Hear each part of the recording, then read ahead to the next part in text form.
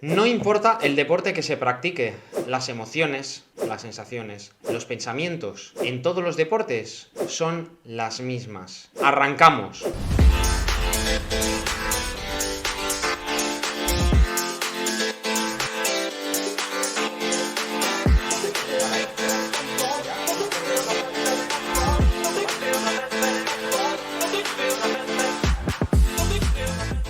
Te voy a enseñar cómo abordar todo esto para que no te pase factura. Conozco el caso de una nadadora que previo a la competición se pasaba piscinas de entrenamiento llorando sin poder parar. Conozco también el caso de una chica tenista que con 16-17 años aproximadamente no le había venido el periodo. Te sonará ese tenista visto en televisión, que en algunas ocasiones cuando las cosas no le salen, rompe la raqueta. Yo, cuando he hablado con deportistas que han sufrido de esta manera, siempre les he hecho la misma pregunta. Si sufres tanto practicando ese deporte, ¿por qué lo sigues haciendo? La respuesta que recibía solía ser la misma. Me decía que practicaban ese deporte porque les gustaba y hasta en ocasiones lo disfrutaban. Conozco el caso también de un compañero de taekwondo que cuando practicábamos y él tenía competición siempre decía que no desayunaba el día del evento porque todo ello le sentaba mal y daba igual a qué hora tenía su pelea, su combate. Podía ser muy tarde, podía ser a la 1 del mediodía, pero a él le daba igual, prefería no comer nada, ir con menos fuerzas, a que le sentara mal. Por desgracia, todos estos casos que te acabo de mencionar le pasan a muchos más deportistas y si no dominan esas emociones y esos pensamientos, acaban por abandonar su deporte. Pero es que hay tanto desconocimiento respecto a lo que es la salud mental del deportista, que no me sorprende. Y se puede realizar un entrenamiento exhaustivo para todo ello, pero no solo para rendir mejor y más en el deporte, sino para no morir en el intento. Evidentemente, cada caso de los que te he contado anteriormente es único, con sus necesidades que seguramente no tienen nada que ver unos con otros. Sin embargo, todos estos casos tienen un denominador común y, lo más importante, soluciones muy similares. Generalmente lo que más acaba minándole la moral al deportista es cómo gestionar esa presión competitiva, la cual, si se manifiesta de forma leve, se acusa mediante un tipo de nerviosismo, pero muy suave, ganas de ir al baño, ansiedad, pero en otras ocasiones pueden ser moderadas y hasta graves, como en los casos que te he contado anteriormente de llorar sin poder parar, de no comer antes de un evento o vomitar lo que has comido, temblores, sudoración excesiva, enfermedades y hasta abandonos en la competición. Como ves, hay un abanico amplio desde las manifestaciones más leves hasta las más graves. Y para entender cómo funciona nuestra mente y nuestro cuerpo ante todo ello, te voy a poner un ejemplo. Inés, una karateca, empieza a hacer karate desde que era pequeña, a los 9 años. Llega a sus 15-16 y además, cuando empieza a hacer karate, sus entrenadores, que pasa por varios, la ven como una chica que está dotada para el karate. La ven que hace movimientos fantásticos, que le cuesta muy poquito dominar esos tipos de técnicas, de herramientas, de giros, de patadas, de todo lo que conlleva hacer un buen karate. Pero desde hace 1 año y medio para acá, nadie sabe qué le pasa, que todo lo que hacía fácil, patadas, técnicas, asimilación de conocimientos, no da una, lo hace de forma más difícil y comete errores de principiante.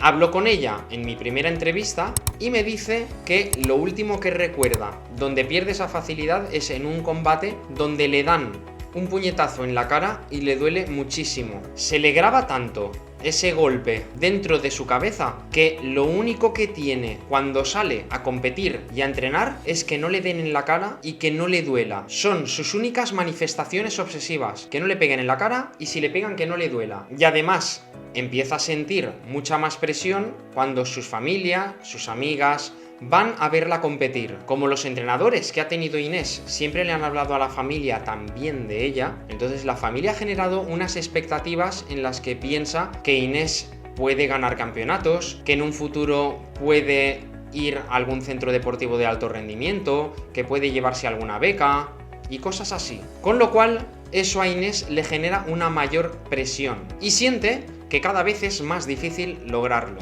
Y además ella empieza a identificar poco a poco cada vez más cosas que antes no identificaba. Por ejemplo, que antes de ir a entrenar a su gimnasio empieza a estar nerviosa, le empiezan a surgir pensamientos negativos, no disfruta ya del entrenamiento tampoco. ¿Qué es lo que está pasando aquí? Aquí hay que atender varios puntos. La parte física y la parte mental. La parte física porque no fluye, comete errores que antes no cometía, está tensa, pero también la parte mental del estrés. Lo más probable es que cuando entrena y compite, activa sus alertas de estrés, lo cual provoca que sus músculos no estén en el tono ideal para competir, lo cual provoca que sus músculos no estén en el estado idóneo para practicar el deporte, o por lo menos para practicar el karate como ella solía practicarlo. En la parte mental, sus pensamientos están dirigidos a que no le golpeen o que no le hagan daño, en vez de enfocarse en lo que sí quiere lograr.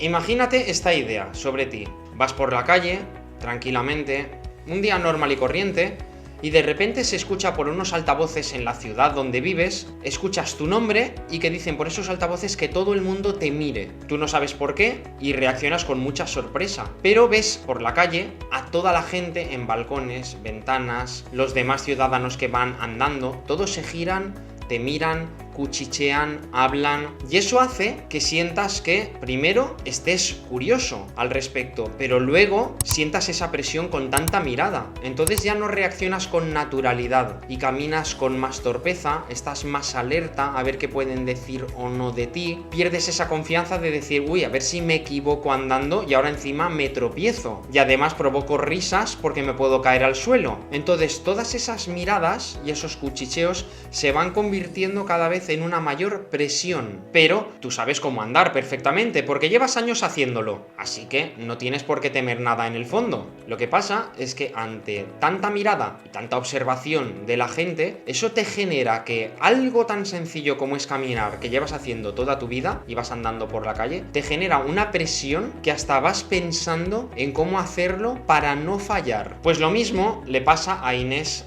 en su karate. Su cuerpo no fluye aunque tenga dominados sus movimientos técnicos, porque su mente no se lo permite y está en alerta continuamente en espera de reaccionar. ¿A qué? Te preguntarás. Pues reaccionar ante un peligro inminente, que seguramente ese peligro no exista, porque no todos los días se va a llevar Inés un golpe en la cara, ni todos los días si se lleva ese golpe en la cara le acaba doliendo. Todo eso lo ha generado su mente a través de, primero, un hecho concreto que le ocurrió en el pasado y segundo, toda la presión añadida de posteriormente de sus entrenadores decirle que es muy buena, que puede lograr una beca, que puede competir y lograr grandes logros, etc.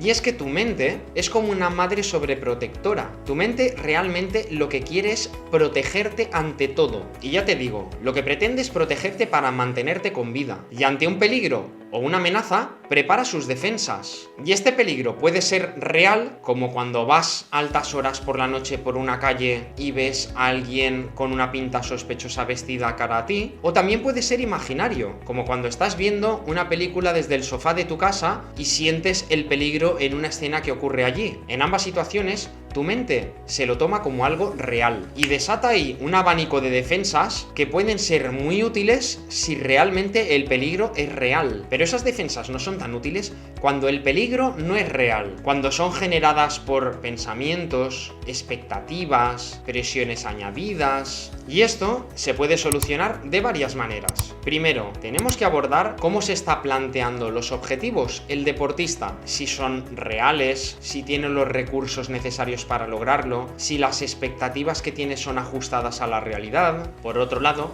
el deportista tendría que tener aquí una planificación en la que sepa cómo interpreta lo que le pasa para poder afrontar la realidad, para que entienda cómo su propia percepción afecta a sus pensamientos, esos pensamientos afectan a sus acciones, esas acciones determinan sus emociones y eso le lleva a un resultado determinado. Y es lo que determina realmente su conducta, la conducta de su cuerpo ante tales eventos. Por lo tanto, es de vital importancia enseñarle a identificar sus pensamientos y emociones para que vayan a favor y no en contra. Aquí, aparte de todo ello, también sería muy bueno trabajar técnicas sobre el control de estrés y la respiración.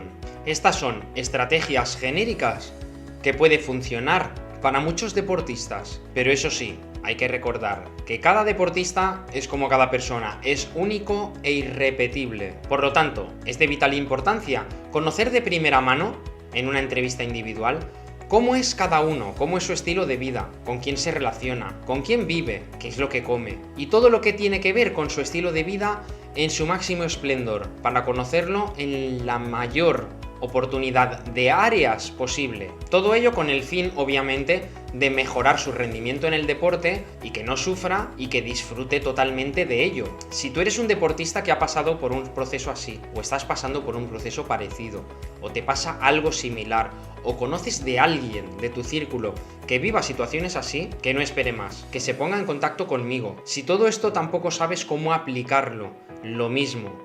Te invito a que te pongas en contacto con un mentor con resultados como yo, que ha vivido por este proceso y otros muchos, entonces sabe cómo gestionar la presión, la autoexigencia y todos esos frenos que impiden que rindas al máximo y además puedas vivir una vida que te mereces, disfrutando de tu deporte y viviendo una vida feliz. Así que con esto me voy a despedir por hoy, con lo cual ya sabes lo que tienes que hacer. Déjame un comentario aquí, dale al me gusta, comparte. Dale también a la campanita para informarte cada vez que saque un vídeo y seas el primero en enterarte. Así que nos vemos pronto y feliz deporte. ¡Chao!